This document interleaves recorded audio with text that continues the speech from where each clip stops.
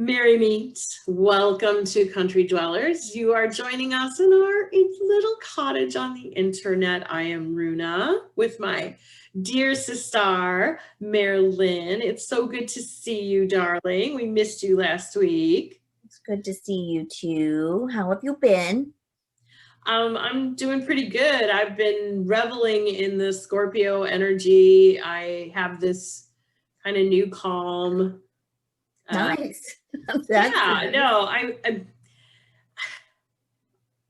I don't want Scorpio season to end, but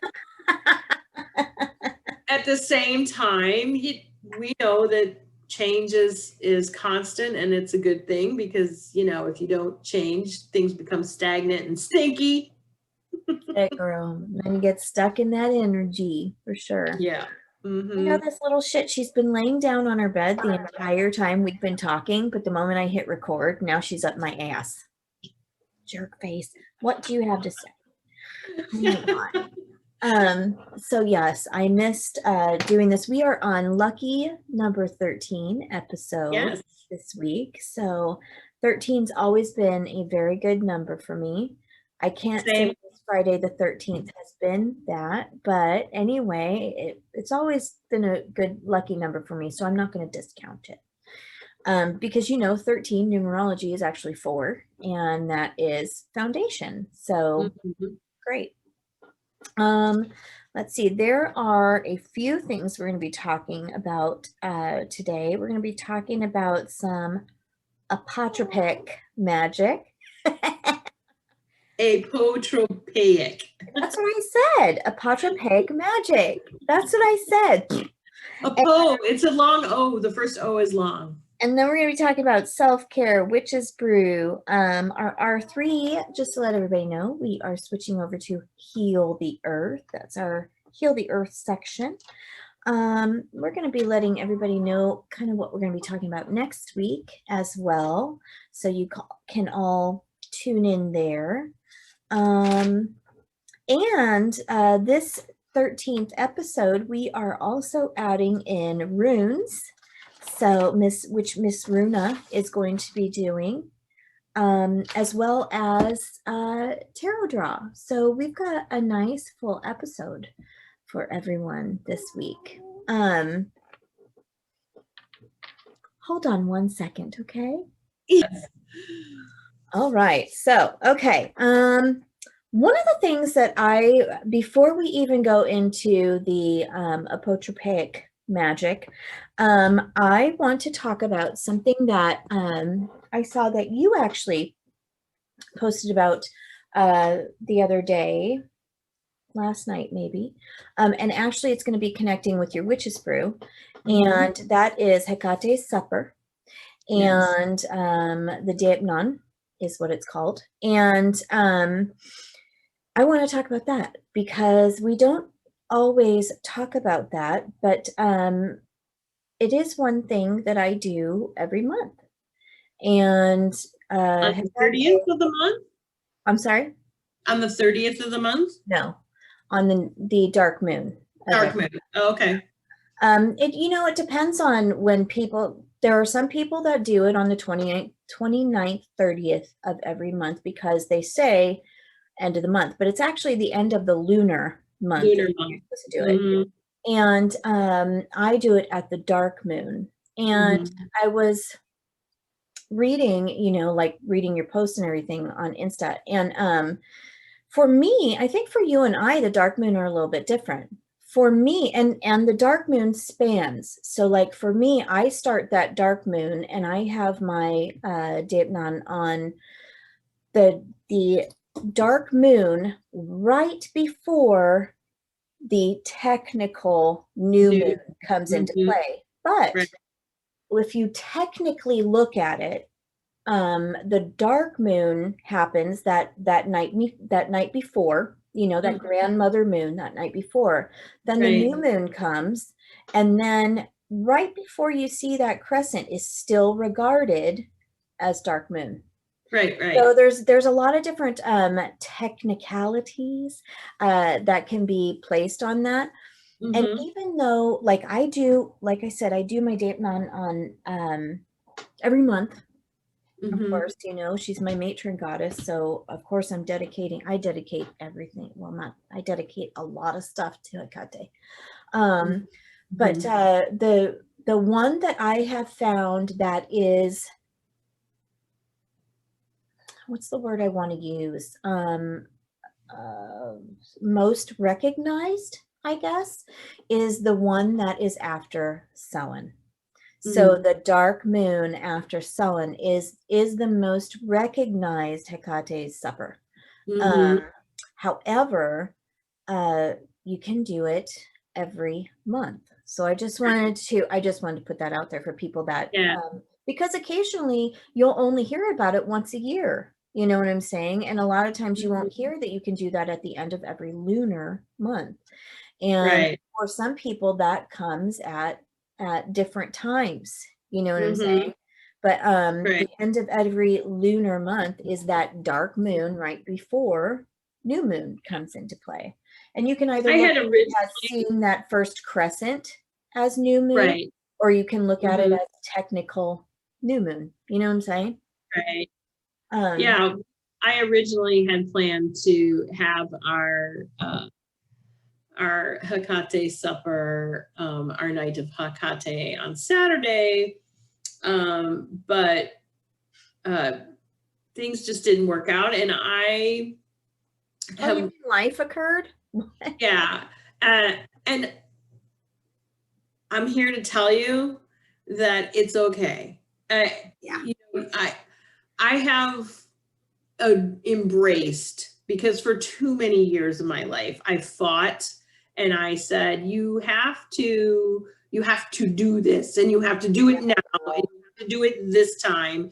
And now it's all about intuition, and I know something is coming up. Like, I knew the big, well, and it all was aligning, with Scorpio season and whatnot. And it's okay. I mean, I ended up doing it when a lot of the rest of the world was It's doing, totally okay. and that's fine, but I was trying to align it with the new moon, and it wasn't going to happen. It It's just totally, wasn't the happen. the thing So, is, like, what we always talk about? The intention. And that intention was to dedicate this meal to mhm, Hecate, right. and asking for her blessing, asking for her Mhm, protection, asking for those yep, things. I mean, she's the mother of all witches, for Pete's sakes. You know what I'm saying? right.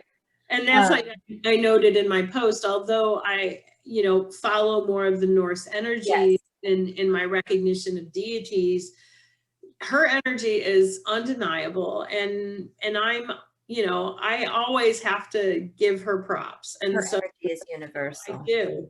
What's You know, that? her energy is universal, girl. Um, Absolutely.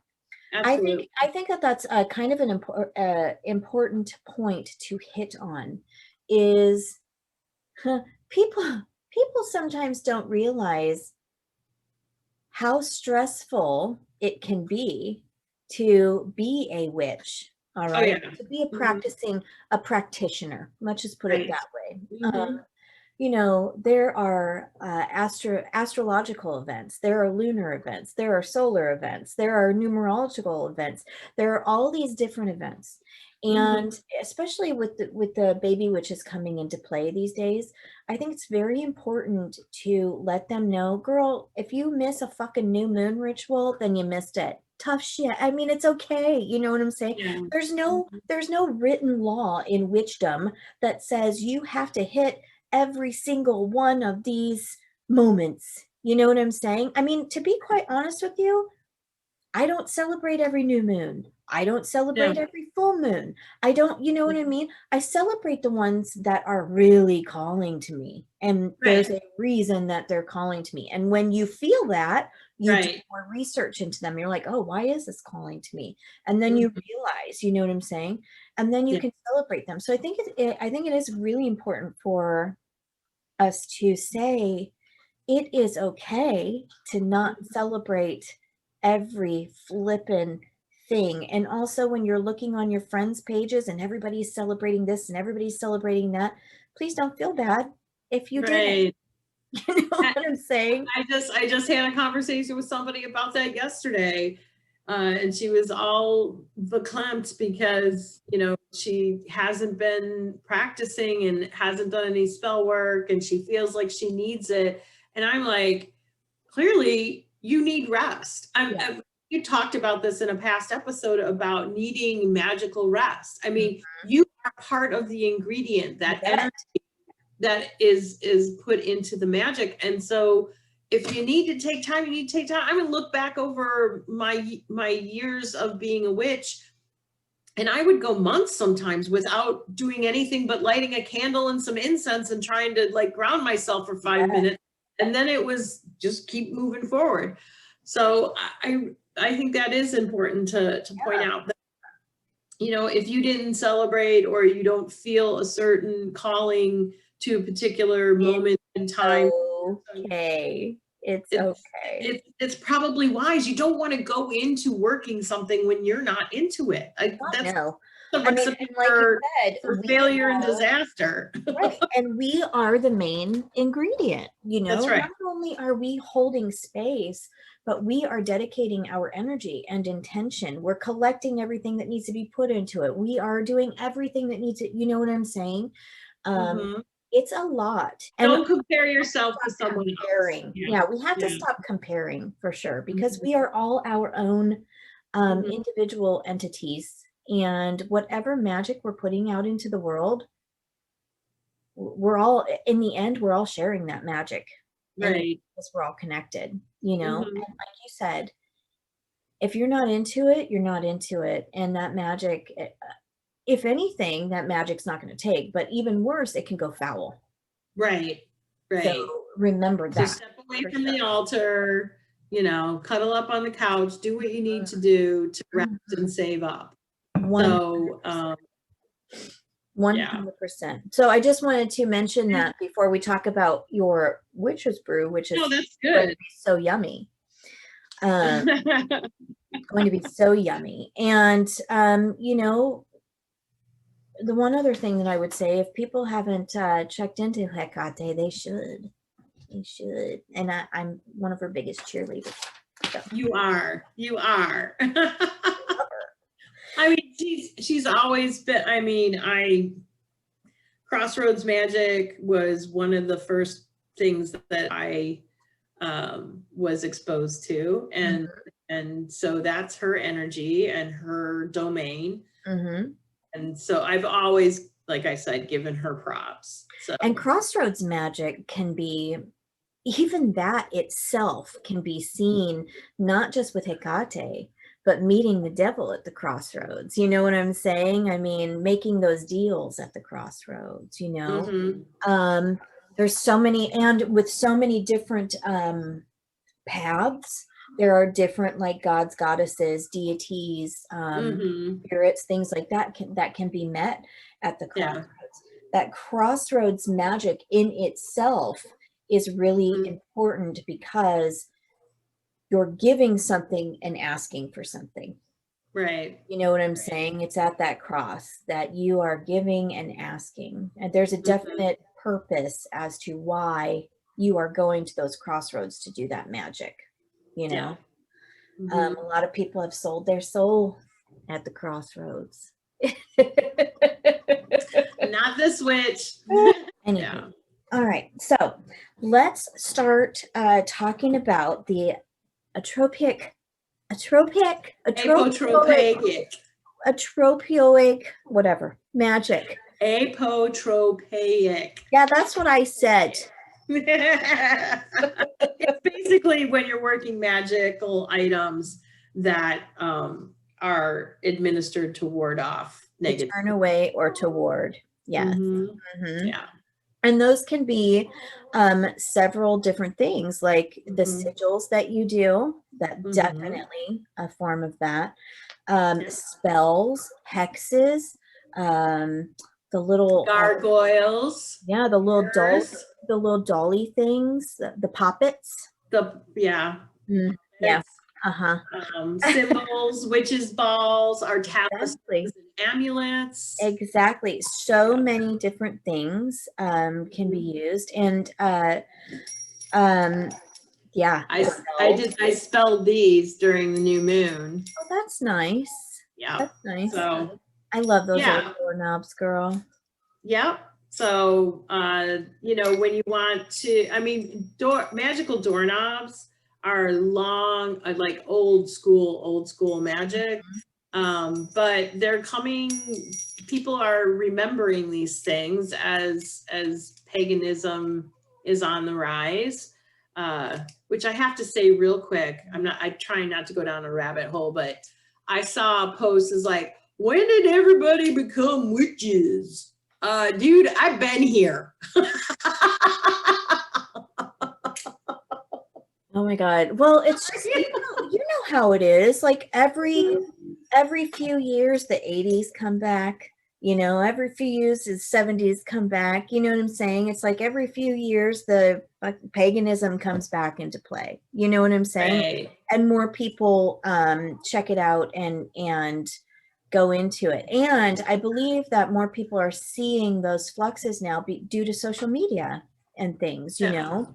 Right. It's But more, it's more noticeable to people when it does come back into play, you know? So yeah, so an apotropaic,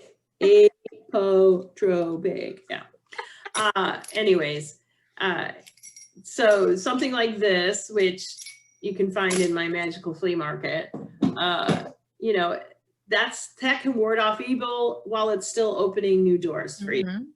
A lot of times, these symbols and things like that were either hung at the doorway, hung at the window, but a lot of times they were drawn onto the liminal spaces, like those between spaces between in and out, you know, like the threshold, the window, the fireplace, things like that. They were drawn in there, and they have since Roman times, Greek times, they've been around, you know.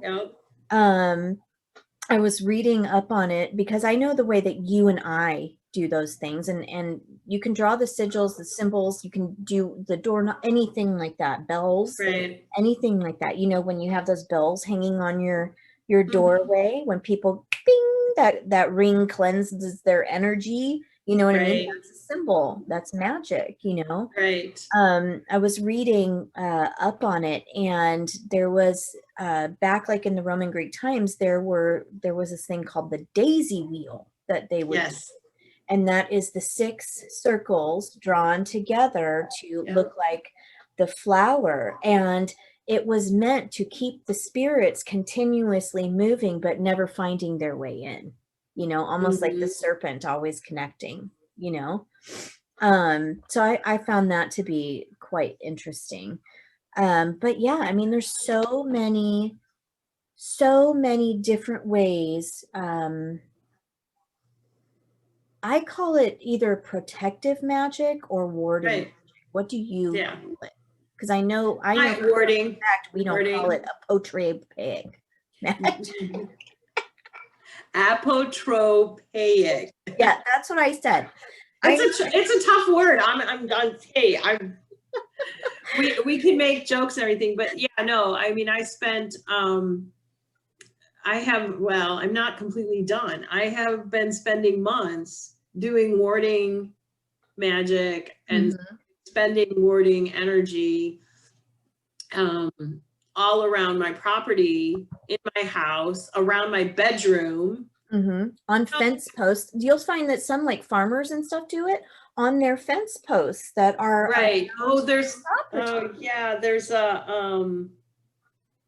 there's actual code like out in the, you know, especially in like the West, where there's lots and lots of large ranches and everything like that, and there's symbols. Oh, and I'm feel so bad that I can't remember, there's an actual name for it, but it lets people know, you know, because if you wander off the trail or whatever, you could end up on somebody's property and get shot.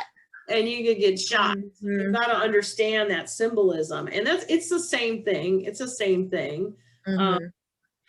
But I am still looking for some stronger warding energy for my bedroom, because the spirits are still knocking on my psychic door in the middle of the night, and Maybe they're voyeurs. Maybe they're not they'll getting much of a show when I'm maybe they'll snoring go away away at and 3 show a.m. little action. Think about it that way.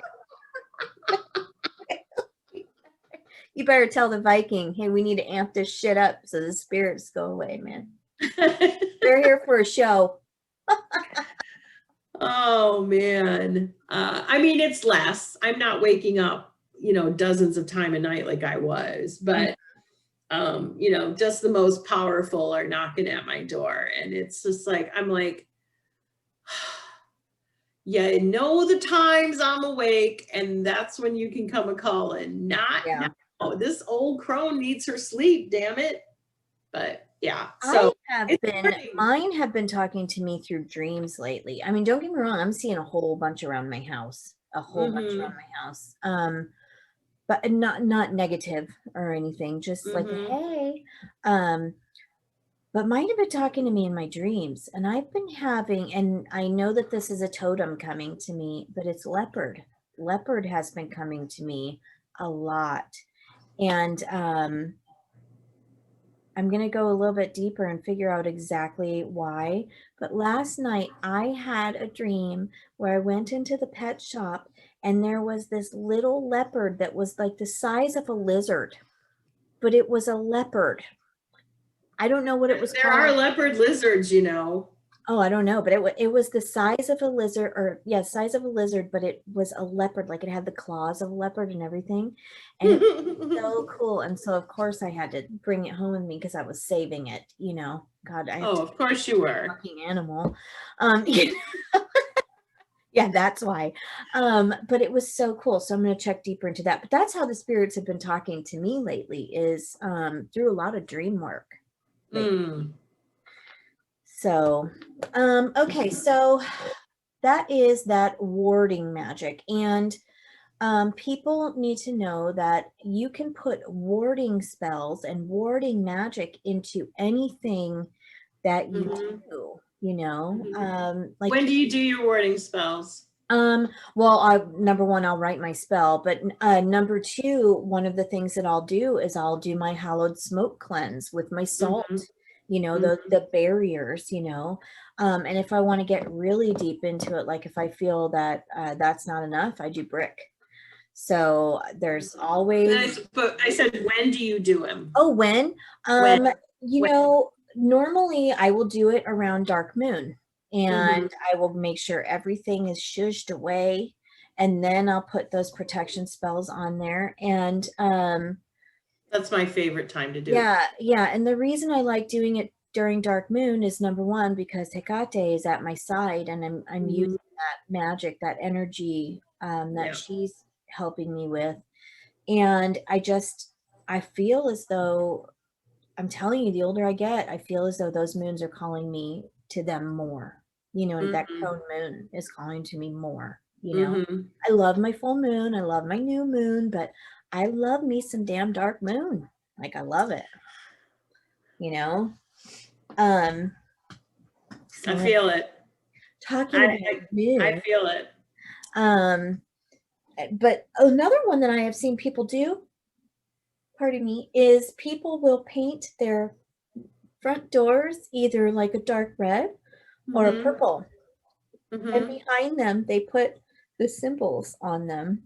And traditionally, a purple door means that a witch lives there. Now, for a damn fact, if I were to paint my door purple, some nosy ass neighbor would be up on my front stoop and reporting it to the HOA. So I can't do that.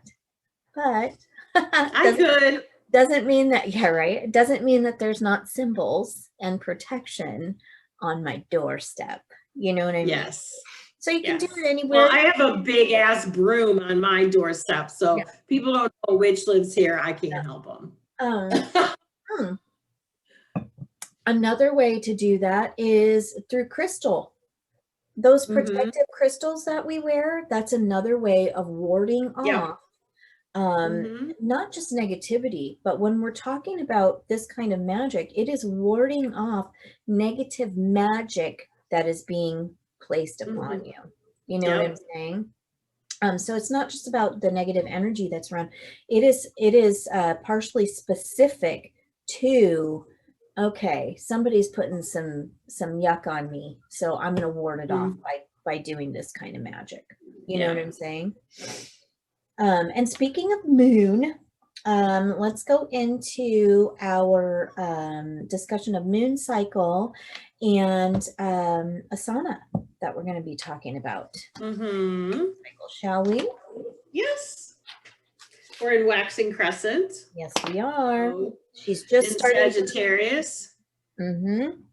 And for me, my asana is all about working the whole root chakra area. Mm-hmm. You know, that tailbone, those hips, the lower back, it's all a focus right now.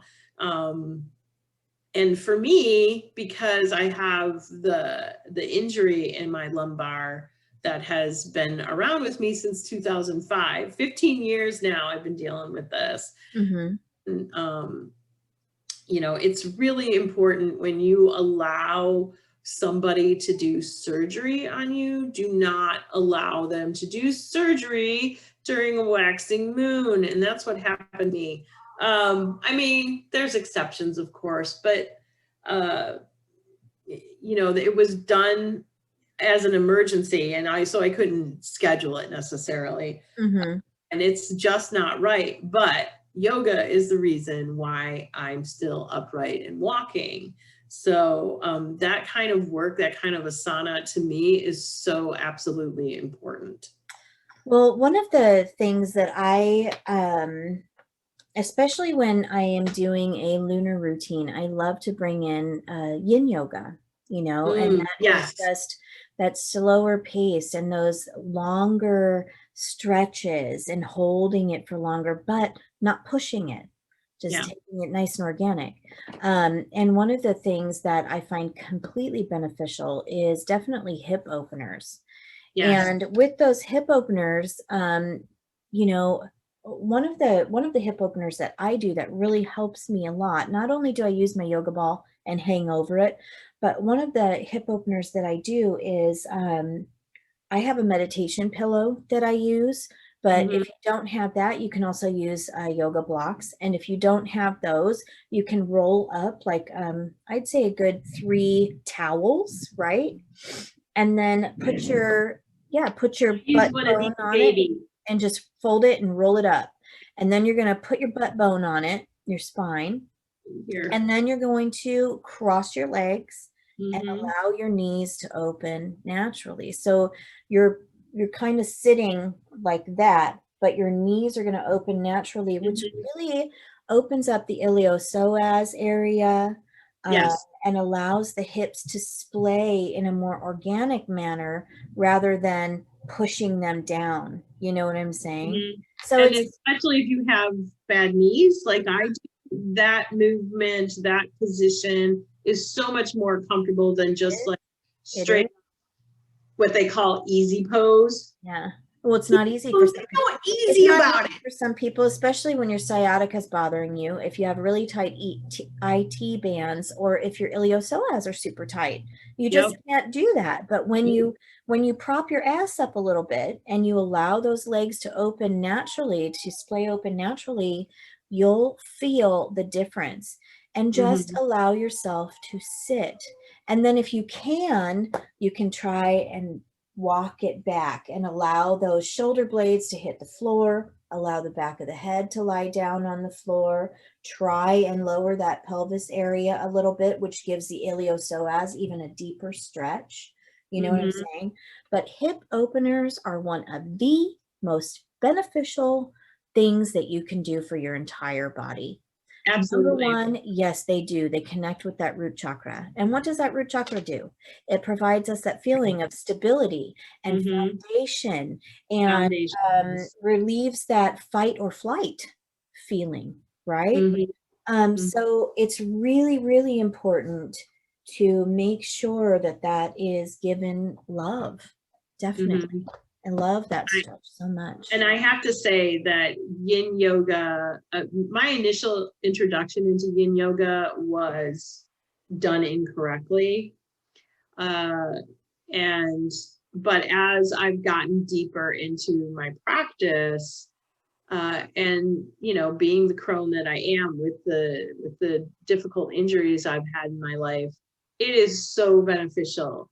Flow yoga is good. It's good for more cardio kind of stuff like that. But when you're talking about long-term strength and increasing it, you can come in. Sorry. Yin yoga is the way to go. I agree. Let me go grab him. I'm sorry. Yes, I completely agree with the yin yoga. I think that everybody should check into it. Sometimes yin yoga is taught in a cooler atmosphere. I prefer yin yoga at either, room temperature, which is like 70, 75. That's too hot for me. For me, it helps heat up my muscles, and my muscles are so tight that having it a little bit warmer helps heat them up for me. But a lot of people prefer it to be cooler in the room because you're doing those long stretches, and it does make those muscles heat up. I like to do a little bit of Kundalini before I do my yin yoga. Then my muscles are warmed up. If the exterior temperature of my studio is too warm when I start, then I get overheated, and that's not good for me. So, I mean, like all of these practices, you have to learn and explore and figure out what works for you. So. Oh, totally. 100%. Yes. Nice.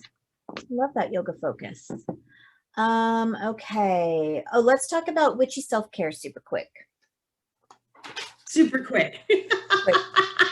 What's your, it's a day. It's a day over here in the household. It's a day. I want you to look at brewing a cup of tea as self-care and using it as a time as a focused meditation. So you can, brew your favorite tea, center and ground, look at the tea and focus, watch the steam rise from it, breathe it in, focus, feel the warmth of the mug, focus, and like it's just this like repetition. Feel the weight of the tea, smell it, sit, focus, like on each thing. I want you to be present in the moment. Focus on the tea while you're, drinking it. Note how you're, what is it making you feel? Where are your thoughts going? You have to indulge in the thoughts, just recognize them.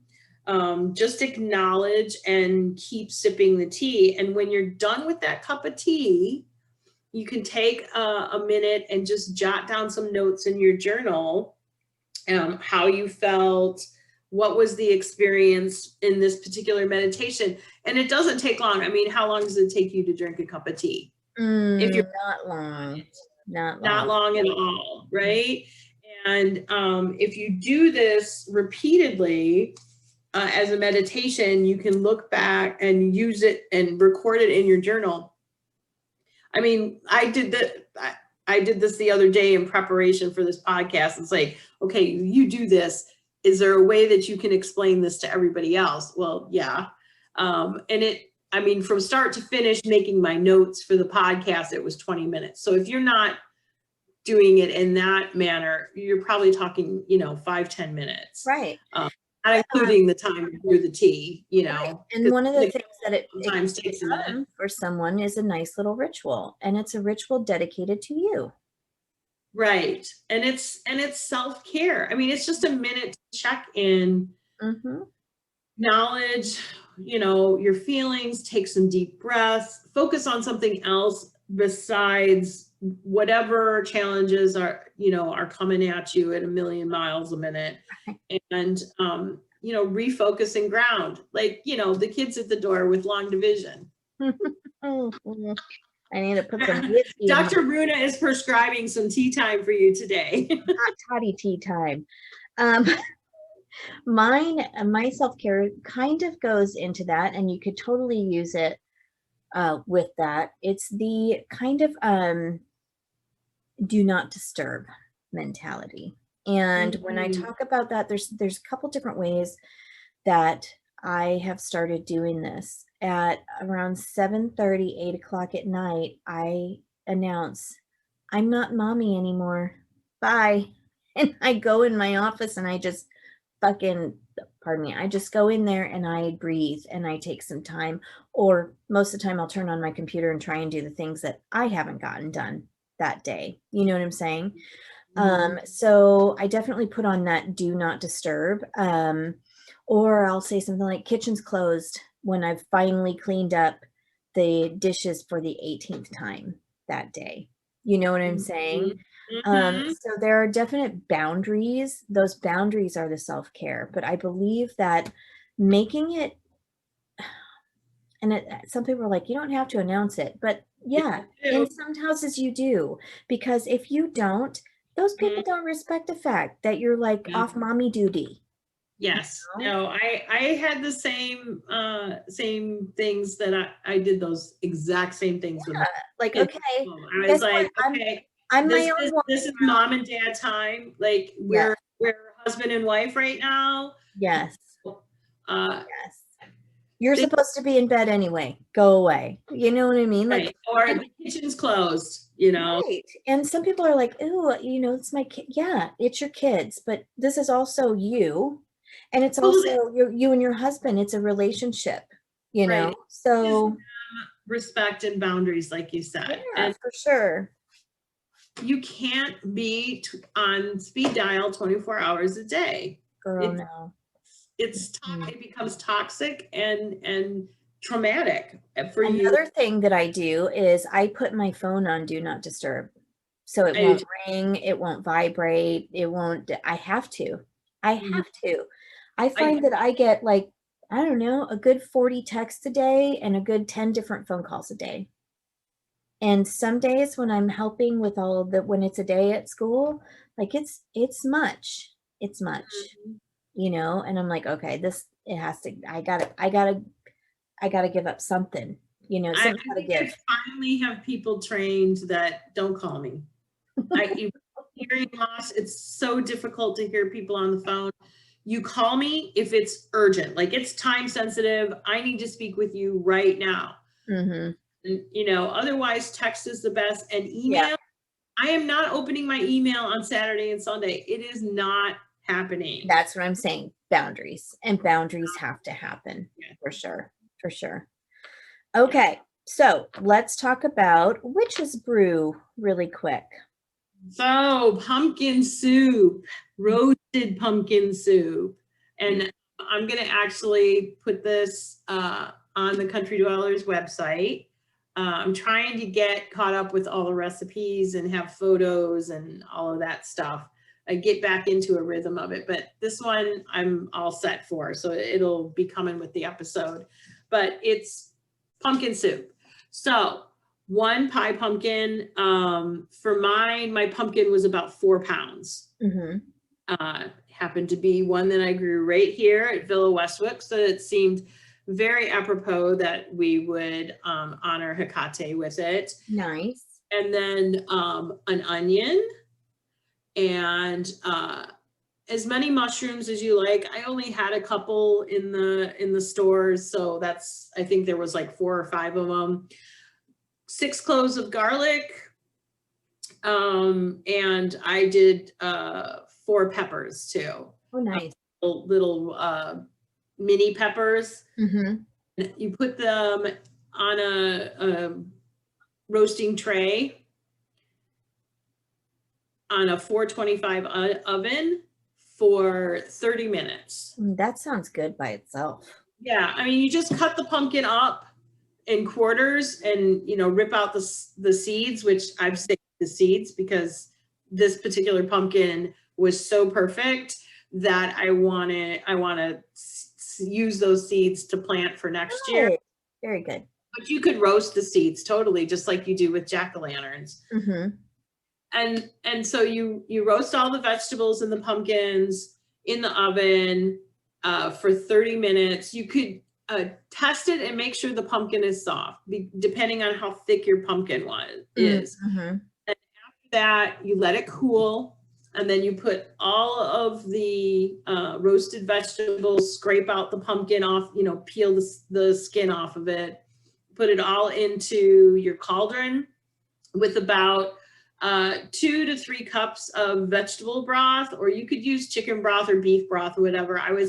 It was Meatless Monday yesterday, so I was doing meatless. And you just blend that out. I use my immersion blender. If you don't have an immersion blender, you could put it all cool into a regular blender or a food processor and then put it in your cauldron. Mm-hmm. I mix it up right there in the cauldron. And of course I put in intention, I asked to, release some negativity that's still kind of hanging around, put into health and security while we go into this next wave of the pandemic. And then once you have that all blended up, then you add enough, like at least another cup and a half of broth to it and spoon it all in. Salt, pepper, maybe a teaspoon of paprika or nutmeg. I went paprika because the Viking likes a little bit more bite as opposed to sweetness, but nutmeg is really great with pumpkin soup. And then you can serve it with a little bit of fried sage and sour cream. Oh my God, that sounds so good. It was so good. And I made fresh homemade sourdough biscuits to go along with it and served it with some Flagship cheese bites. It was so good. It was a very, very simple meal, but at the same time, it just felt so festive. Not only, yeah, definitely festive, but it's not bad for you. Like, it sounds healthy. Mm-mm. I mean, the biscuits aren't great because there's a half a stick of butter in the recipe.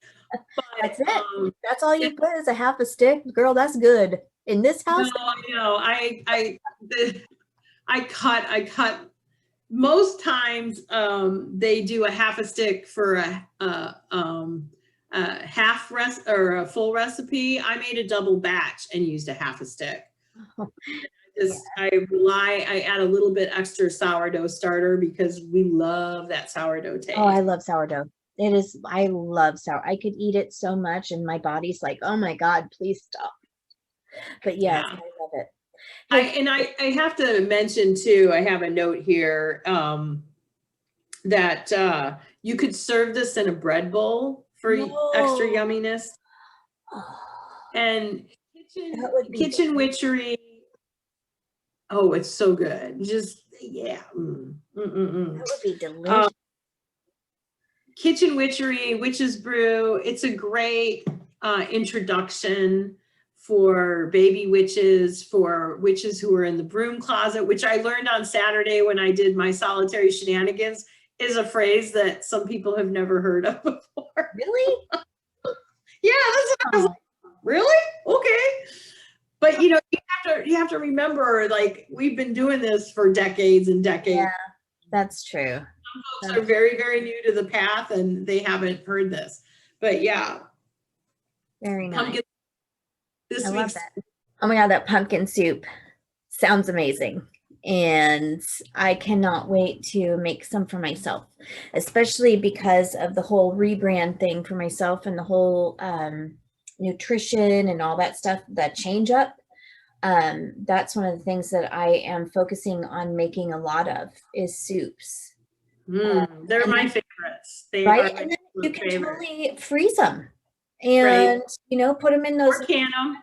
Yeah, can them, freeze them, put them in those sandwich bags, and boom, you got meals galore, Yeah. So but I make a pot of soup once a week, even in the summertime. That's fantastic. Especially in the winter. I love soups in the winter. I mean, I love soup all the time, but I love soups in the wintertime for sure. That is definitely a go-to. let's see. Let's talk about our, Heal the earth. yes, our Heal the Earth section. What do you have today? Well, this is my husband's, my Vikings razor. About 4 or 5 years ago, I got this for him. A nice little set. It has a really nice weight to it. Nice. And a box of replaceable single blade razors. With this particular setup, it becomes a safety razor. And then an accompanying shave cream. God, I couldn't think of that word for a second. I'm surprised you don't make him one, to be quite honest with you. Well, I did. I used to. But when we began traveling, wasn't really easy. And so when this current tube that he has runs out, I will probably make him. And I'll make a huge batch and probably put some in the shop and stuff. But this razor, and I mean, he's still on that same box of razor years later. Now, granted, he has the oh my gosh, what is the word? My brain just like stopped or something. I don't even know. It's not a Fu Manchu. It is. It's kind of like a Fu Manchu, but it's super long, right? Yeah. Mm-hmm. He still has to shave here and his neck and everything like that. So, and of course with, COVID, he doesn't necessarily shave every day either anymore. Even if you have a heavy beard or you're a woman, because I have an electric razor, which I prefer, but you could totally do this as a woman too. It's so good. It's so affordable. And then you can put the used up blades in your metal recycling. Nice. Now you need to wrap it appropriately. Right. You'll look and see, how your particular waste recycler deals with it, but so much better for the planet, so much more affordable than disposable razors, and less plastic. This is all stainless steel. Nice. I love this little thing. I love this little thing because it was like, and like I said, he doesn't have to shave heavy. Like my youngest son has to shave every day. Of course, now he's in full beard mode. So, but it was like $20 every 2 weeks for disposable razors. It's ridiculous. It's insane how expensive they are, right? They are ridiculous. Yeah. Absolutely ridiculous. I think I was at Costco the other day and I needed new razors, which I use a razor forever, but I needed new razors. Girl, it was almost $30 for a pack of like 10 razors because you're paying that pink tax, number one, Oh, of course. And so sometimes I just get the cheapy dude razors and I'm like, I'm not paying $30 for a 10 pack. That's insane. Get yourself one of these or invest in an electric razor. I'm telling you. Absolutely insane that pink tax is. Just insane. Horrible. Well, they have the rechargeable razors now too, where the USB plug-in. It's so nice. So I've not even seen those. That's great. I'll have to check into that. I mean, and to be quite honest, I don't shave my legs every day either, girl. It's like, well, if you notice as you get older, the hair growth slow. Well, once I can scratch my other leg with my other leg, with the hair, then I know it's time to shave my legs. A cricket. What is your Heal the Earth tip? My Heal the Earth tip, and I can't remember if I've said it before, but the crayons, how I just use like broken crayons and stuff, and I make wax colors for my candles and everything. And then because the kids are always doing these art projects for school and stuff, there is this Crayola little machine that you can take broken crayons and it makes them a crayon. again. Did I not give you ours? Isn't that no. okay? So I got one of those, and it is super, super cool. It is awesome. So I've got like literally I've got one of those litter containers full of broken crayons. So I'm always digging through it because I like making my different candles and stuff. But I was like, I'm gonna invest in one of those little machines and just start making the damn crayons again. Shit. If anything, I can, when the kids go back to school, I can just toss them at the teacher. Here you go. You know what I mean? What else? So that's my Heal the Earth today. And let's see, our next thing that we are doing is something super cool. And for this lucky episode 13 and for the future, we are bringing in your runes. So you rune casting. You go first. So runes are just another divination tool. If one of our listeners or watchers out there is unfamiliar with them. And I did a O3 draw, which is objective, opposition, and outcome. It's kind of like doing a 3-card tarot draw. The first rune that I drew was Isa. So, and that is in the Heimdall's Ayat, which is a section. There's Freya's Ayat, there's Heimdall's Ayat, and there's Tyr's Ayat. Gotcha. And it talks about things being stalled and a slow expansion, kind of, things have probably felt like they've been in slow motion or not moving for everybody. And that rings so very, very true for me. For the opposition, we have the Burkano. Looks like a bee. And that is in Tyr's Ayat. So it's ruled by his energy. He's a son of Odin. And it talks about transition and nurturing and basically the fact that we've been feeling stalled and like things are not forward. The opposition or the solution for that is you need to be nurturing. You need to be doing that self-care that we're talking about and learning new things. Now, I'm not saying that you got to go out and, become fluent in the French language or something or whatever it is that you're interested in, but you should be exercising your mind, your body, exercising your spirit. And the outcome is Jira, which is in Heimdall's Ayat. And Heimdall, of course, is the great warrior and the guardian of Asgard on the Rainbow Bridge there. And his message is that the community reward and paying attention to the natural law, in addition to that nurturing, is going to bring us to where we want to be. But because of the energy of the warrior, it means that it isn't just going to come naturally. You are going to need to work at it. You are going to need to fight for it, and you have to figure this out for yourself. Make those boundaries so that you can continue to move forward to your best and highest good. Yeah.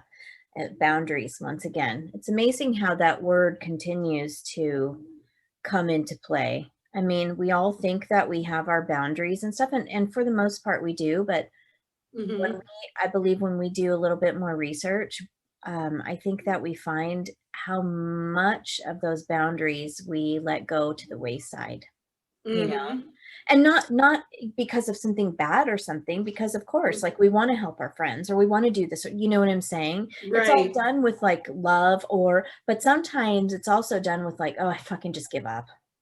You know what I mean? So maybe and that's the message from Heimdall is you have to keep at it. You can't give up. You got to keep your eye on the prize and keep working towards your goal. It's coming. But if you just wait, that's not going to work. You Right. need to work, put the effort in. Right. Well, that's, I feel that quite a few people forget that. Like, even when we go to do magic, even when we're trying to manifest, you know what I'm saying? Like, we talk about planting seeds and things like that, but a seed of magic is not going to grow unless you nurture it, with hard work. You know what I'm saying? And it feels so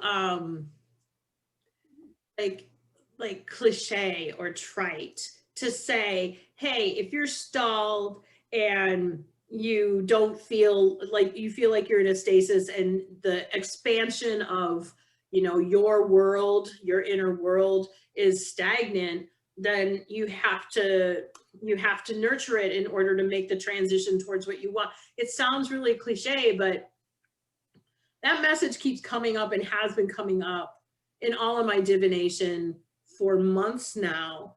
And it so aligns with what's coming, this dawn of Aquarius and this new calendar change, planetary change, it's reassurance is what it is. It is total reassurance. And when you're feeling very blue and down and everything like that, it's a good reminder, and sometimes that's what our divination tools are, is, hey, just stay the course. Definitely. And some people will look at it too as, oh, well, that just keep moving forward, just keep swimming, just keep swimming. It seems so simple. It can't be that simple. It's not necessarily simple. Exactly. But people take it for granted. You know what I'm saying? This is a journey, and journeys are not always easy. Sometimes you have that where you're just floating down the river on your, flotation device, and it's super cool and it's super easy. But then there is turbulence. There are waves. You know what I'm saying? There's undercurrents, and you're going to have to work through those to definitely move through them. And anything that is worth creating is worth the work that goes with it. I completely believe that one. Anything else you want to say about the runes?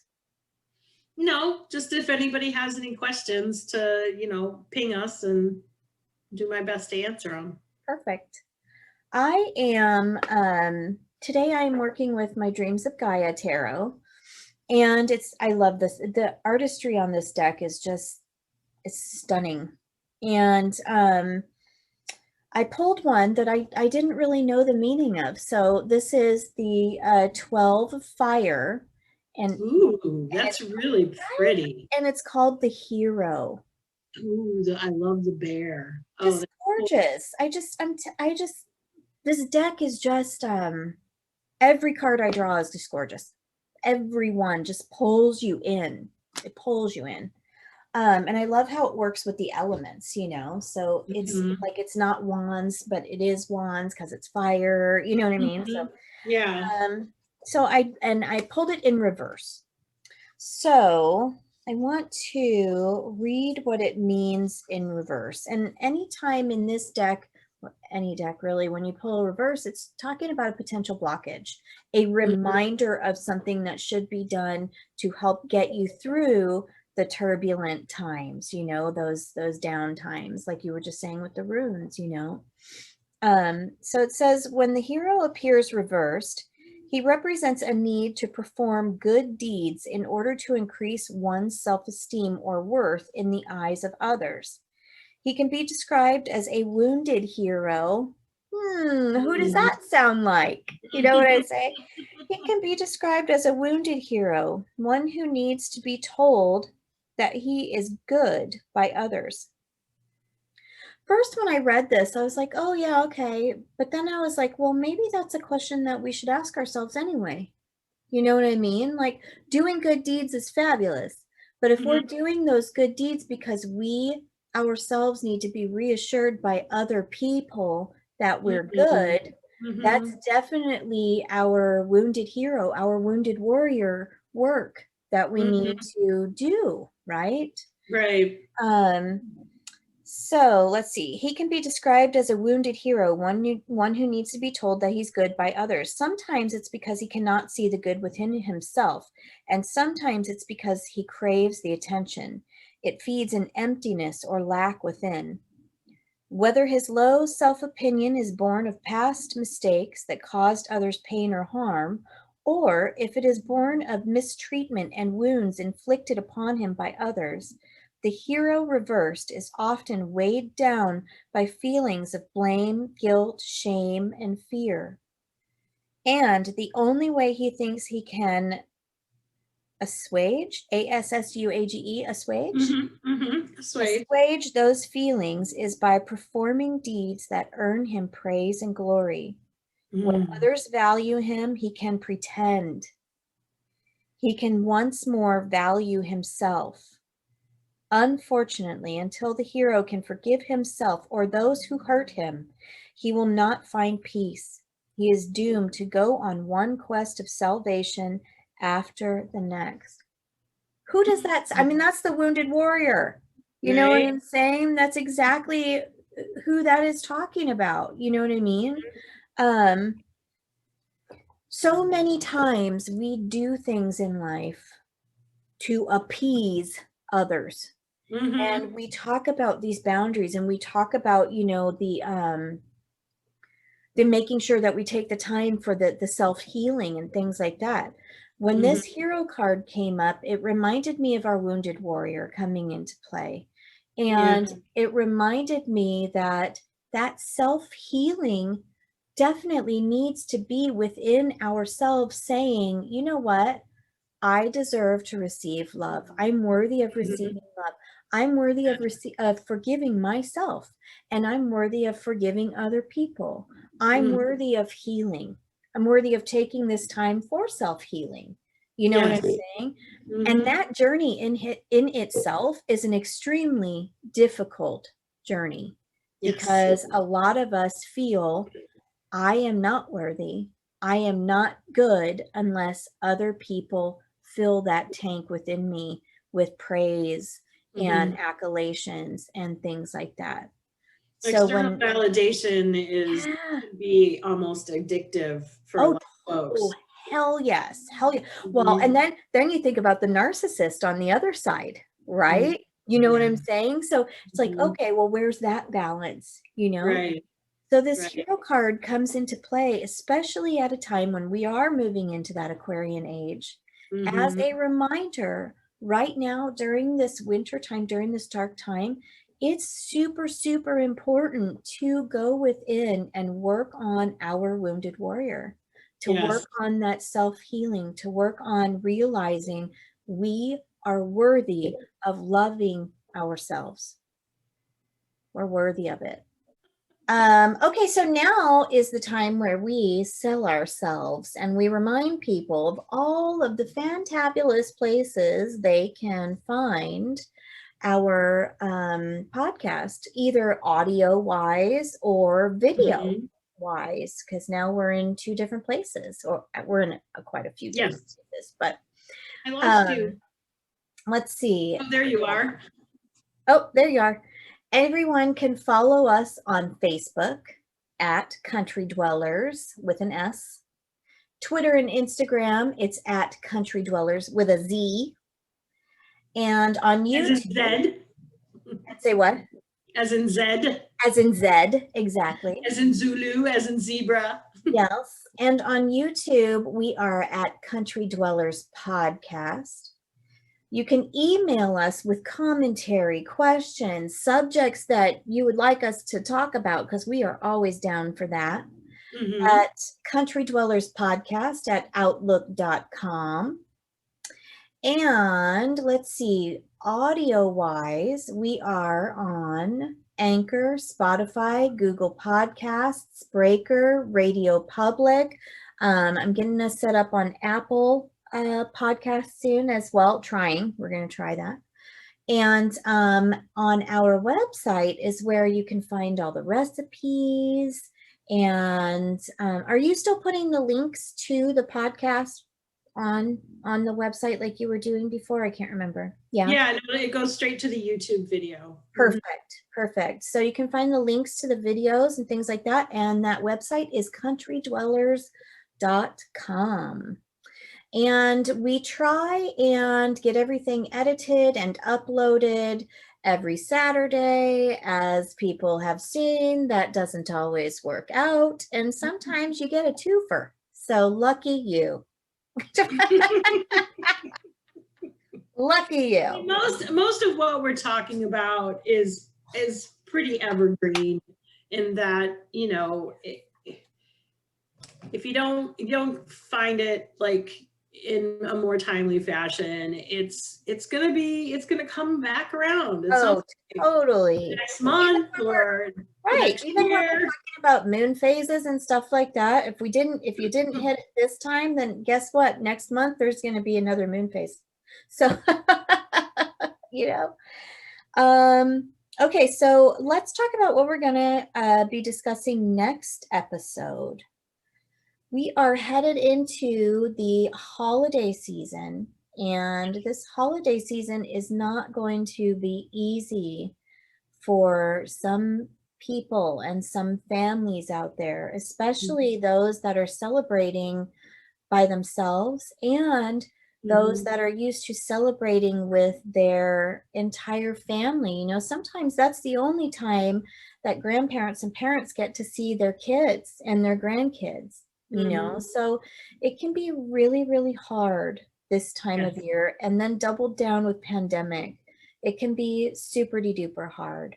So our next episode, we are going to be talking about gratitude, and not only how amazing the gift of being able to express gratitude is, but different ways that we can express it, and different ways that we can connect with those that are not physically with us this holiday season. You know, I mean, your babies aren't going to be with you. I'm not going to be with my family, you know, and we're used to doing that, you know. Family's number one for us, and we are used to doing that. So yeah. And one of the things I wanted to just say about that is, you know, me not being with my dad is hard. So from child to parent, I can totally understand that. I'm just starting to realize how difficult it is for my children, my older children, to not be with us for the holidays. That's a hard one too. Yeah. I don't like that. Yeah, so we'll have some tips, we'll have some magic, some spells for all. But for now, we're going to leave you with our spell for today. Yes, our spell for today. And this spell is actually one that is going to be working with the waxing crescent moon. And it doesn't even have to be just the crescent moon. When your moon waxes, that's growing, right? It's growing that magical energy. So normally I don't do this, but this time I did. There are actually supplies. And normally I don't do that.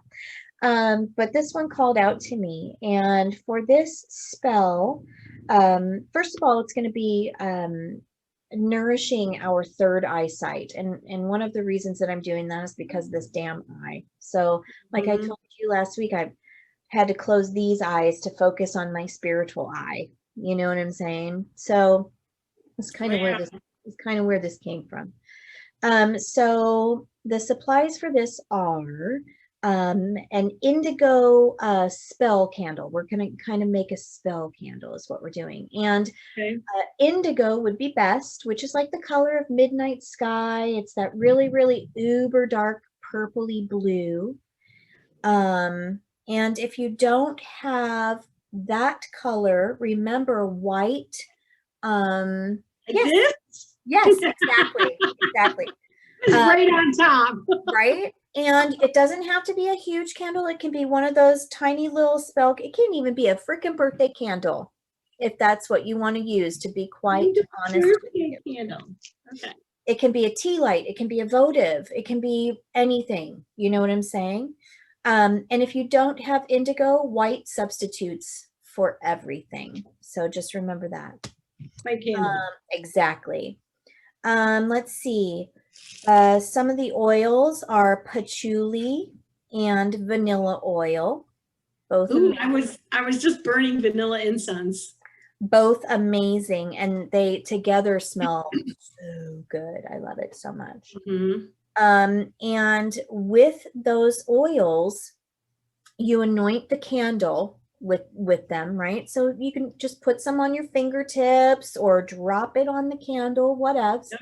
And Mm-hmm. also, if you wanted to, if you had like a little sigil of protection or a sigil of spiritual enlightenment or something like that, you can totally carve it into the candle. Yeah. And if you can't carve it in there, draw it on there with a marker or something, you know, any way that works. Anoint that candle, and then you're going to light the candle and you are going to say this spell.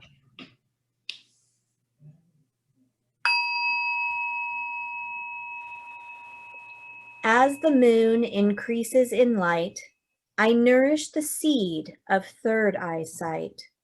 I call in my muses from near and far to bring to me aid from wherever they are. Infuse me with new ideas and a clear directive. Fill me with a fresh perspective. Bring me these things that I ask of thee, so I will it, so mote it be.